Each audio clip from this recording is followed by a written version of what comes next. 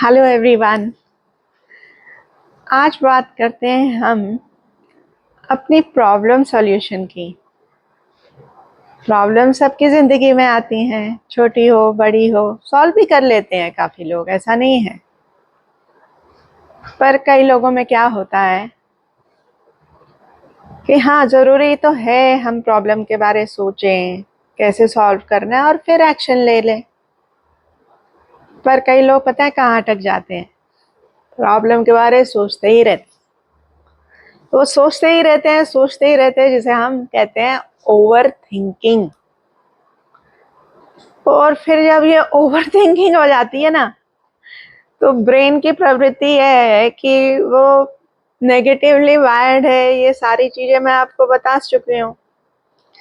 तो सॉल्यूशन के बजाय हम नेगेटिव में चले जाते हैं, हमें और उसमें प्रॉब्लम सॉल्यूशन के सॉल्यूशंस नहीं, और उसमें प्रॉब्लम्स और प्रॉब्लम्स नहीं घुसते जाते हैं।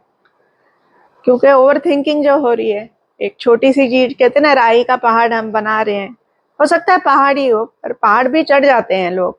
और अगर यही सोचते रह गए कि ये पहाड़ है, मैं चढ़ूंगा कैसे, और पहला कदम ना लें, या फिर 5-6 कदम में, या फिर 1 किलोमीटर बाद अटक जाएं, तो पहाड़ नहीं चढ़ पाएंगे। तो वैसे ही हमारी सोच के साथ होता है।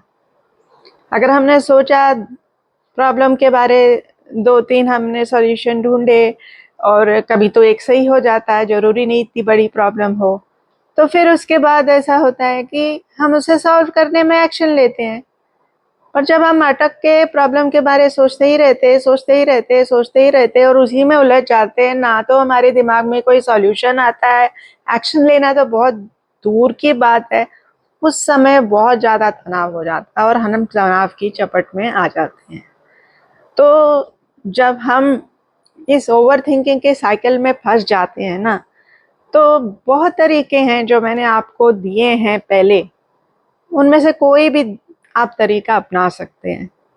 पर ये प्रॉब्लम ऑफ ओवर थिंकिंग की शुरुआत कैसे होती है, मैंने सोचा एक बार आपको मैं इस वीडियो में बता दूं। जब आप एक चीज को बार बार सोचते हो, तो चाहे आपकी शुरुआत की जो सोच है कि मैंने सपोज प्रॉब्लम्स आप सॉल्व करनी है, वो तो सकारात्मक सोच है। पर वो सकारात्मक सोच को इतना सोचना, इसमें इतना उलझ जाना कि वो भी आपके तनाव का कारण होता है। तो please stop overthinking, and the ways of overthinking are already in this channel. Please go through them. Thank you. And what is the requirement?